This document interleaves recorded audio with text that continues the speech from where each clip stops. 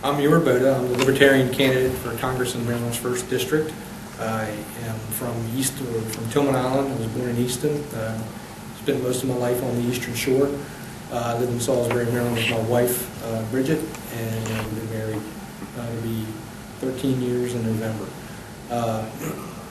I have a little political experience. I've twice run for Salisbury City Council, and I'm very active in the Maryland Libertarian Party. Have served as the vice chair of the party, and like many people, I'm very concerned about the future of our country, not only 5, 10, 15 years down the road, but the near future.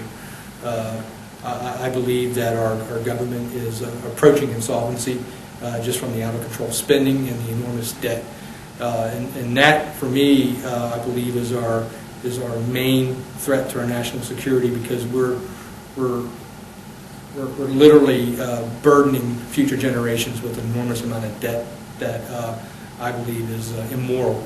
And so that's the main thrust of my campaign. I believe my whole goal is to create a smaller government footprint in every aspect of our lives, and get government back to what it's supposed to be, is to protect the individual from force or fraud and to defend our liberties.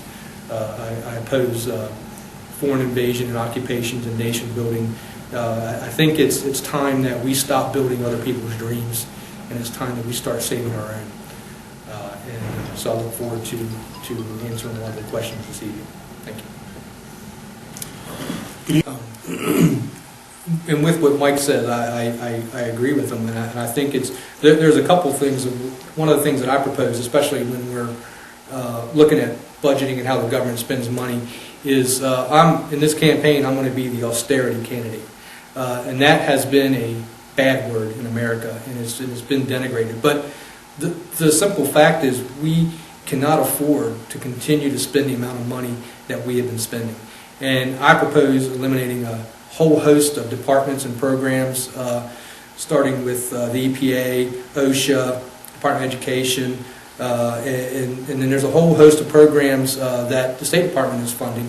I'm proposing a focus on eliminating $200 billion in cuts, along with a 25 to 30% across the board cut, which would be more than $1.1 trillion, which would balance the budget, and it would also give us money that we can begin to pay off the debt if we can continue the current tax levels.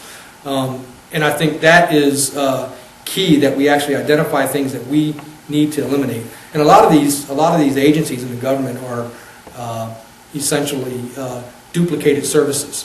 The EPA, every state has a Department of the Environment. OSHA, every state has, like Maryland has MOSHA, which is the same type of organization, does the same thing. And I don't think we need another level of government bureaucracy telling our businesses what they can and cannot do. And I think a lot of eliminating these with their regulations will help free up businesses. It will help eliminate a lot of the costs for businesses, where they'll be able to, it'll really help the economy much more, and we'll be able to drill for our own oil. So I think with those, I think we're focusing on eliminating those so we can free up our country. Yeah, I mean, much of what he said is it layers to the bottom of what that part of that problem was. I mean, just a simple fact that government would force businesses to loan money to people, and even the loans they were putting people into were ridiculous. Even in Salisbury, I see this in one neighborhood. It was a brand new neighborhood, which was supposed to be an upscale neighborhood. Homes were $250,000, $300,000, and they're qualifying people for these loans. And what happened is what happens when you do that. People who can't afford these monthly payments, within 8 months, there's one street, every house except for 2 went into foreclosure, and then the place turned into a rental neighborhood. So, I mean, just all the unintended consequences of them thinking that everybody has to own a home, or that everybody has a right to own. Everybody has a right to, but you can't force people to own homes who first aren't in that path of life to own a home, and simply can't afford it. I mean, that's part of the problem. And you know, not only has the government propped up these banks that made bad loans, they're doing this in all the others. They did it with the auto industry. They're punishing bad business practices all around, and economically we can't continue to do that because the government can't afford to bail out every industry, the banks or the auto industry, and to continue to prop up Fannie Mae and Freddie Mac. There's no legislation that's going to fix that. I think getting government out of it is what's going to essentially fix it, because the market has to correct itself. The government managing the market never works, historically has never worked, and to think that they're going to continue to be able to find some magic solution and doing the same thing that's always been done is just simply insanity. Well, I think the problem that we have is a broken immigration process. How they restrict the visas of people who want to come to America. I think there should be some government regulation of it. What I think we need to do with the worker program is it needs to be streamlined in a way that businesses who need to hire labor that nobody here is willing to do, which is essentially the role that a lot of these people are filling. If you fix it, if you streamline it with the website where they can put on jobs they want back in their home countries, they can apply for jobs after they go through the typical verification and background check, and connect the workers this way so that they can legally come here. That's the system that we need, and the market will demand what work is needed, and then once you have that set in place, you give the people here time to become a part of the program. Certain period of time to become compliant. If they don't, and they're found out, there are severe penalties. And I believe that all of those should be able to pay back taxes. I don't believe that they should be given a path to citizenship. Most of these people don't want to become U.S. citizens.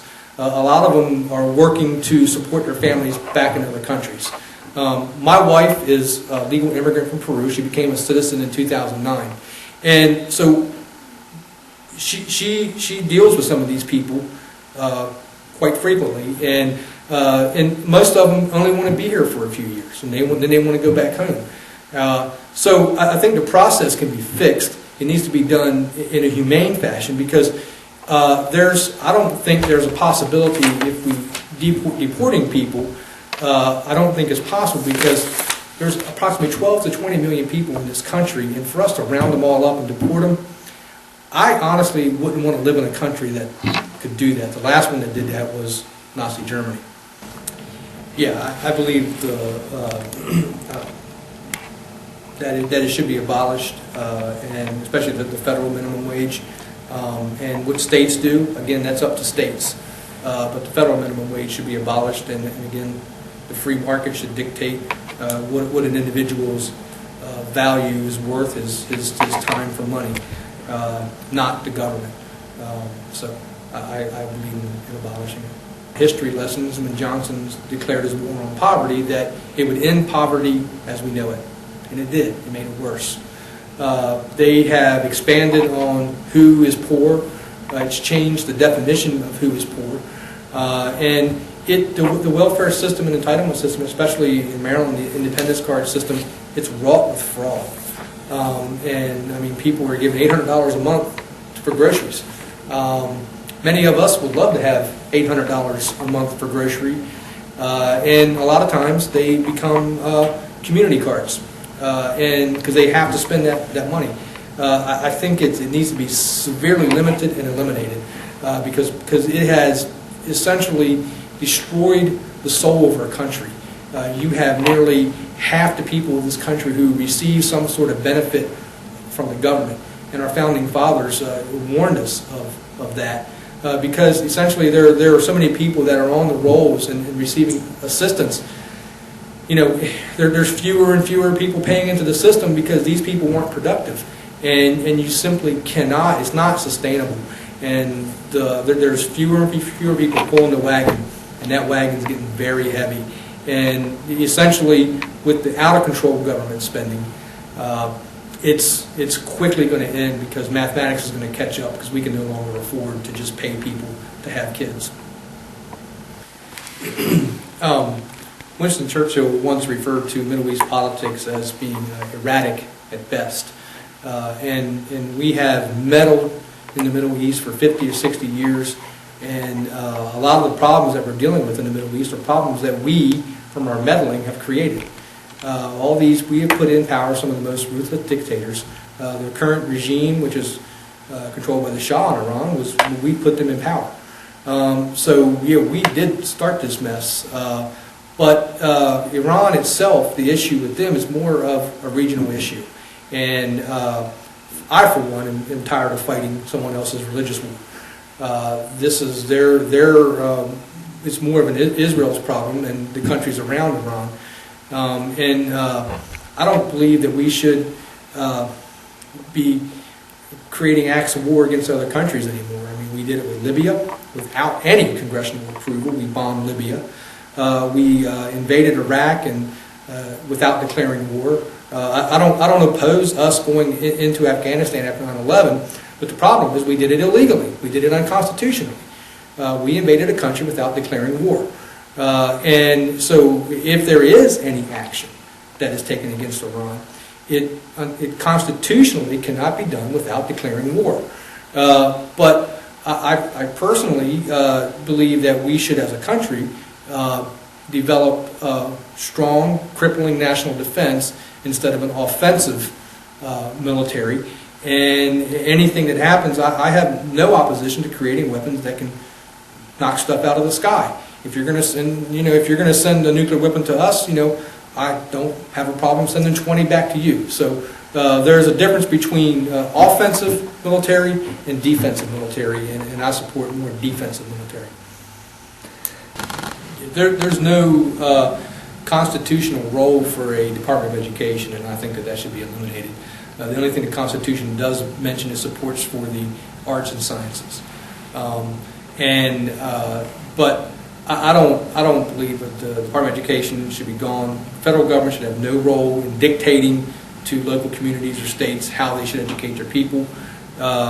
And with most everything, I refer to the 10th Amendment.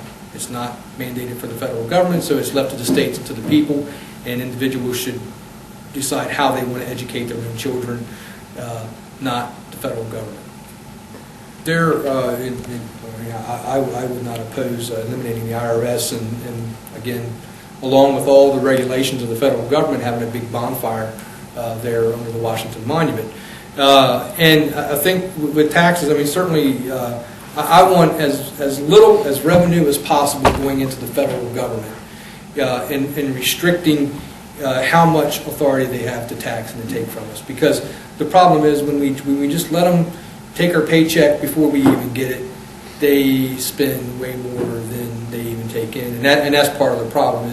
Is we don't have a revenue problem, we have a spending problem, and I want to restrict the revenue even more. I have no. I mean, there's several things out there. There's things called the states' rights tax, where the states would pay a tax to the federal government, or you can have a national consumption tax. Some people are talking about 23%, but I wouldn't want to see anything more than 5 or 10% nationally. Ray Stevens once said, if 10% is good enough for Jesus, it ought to be enough for Uncle Sam. So that's kind of, I want to eliminate it as it is, eliminate everything, all the payroll taxes, and imagine what that would do with the cost of goods in this country. You're essentially, everything on its way to the consumer is taxed. The people who make who harvest the raw product, it's taxed. When it goes to production, it's taxed.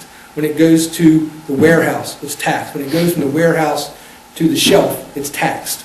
All along there, about 50 to 60% of every product is taxed. And imagine if we just eliminated all of those and went to just a national consumption tax, a sales tax at the register. It would not only improve our economy, it would reduce the cost of living in this country.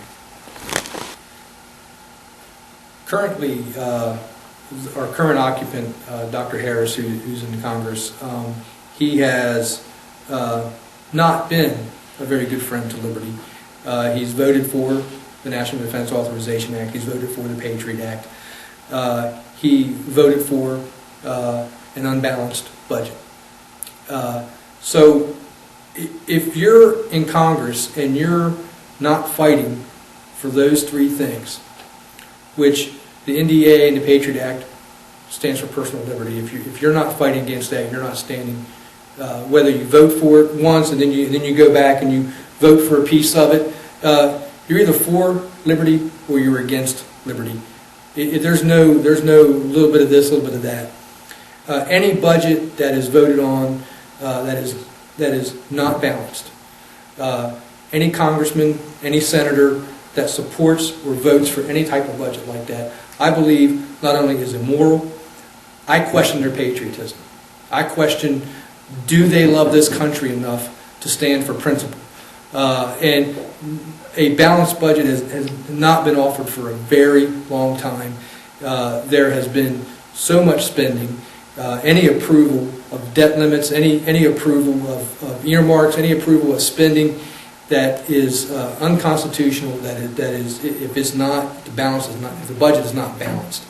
And both of us up here can say for a fact that if I go and I vote no and I vote on principle, I'm voting for my people of the Eastern Shore. I'm voting for liberty. I'm voting for freedom. I'm voting for the future of my country. And any vote for that is never a wasted vote.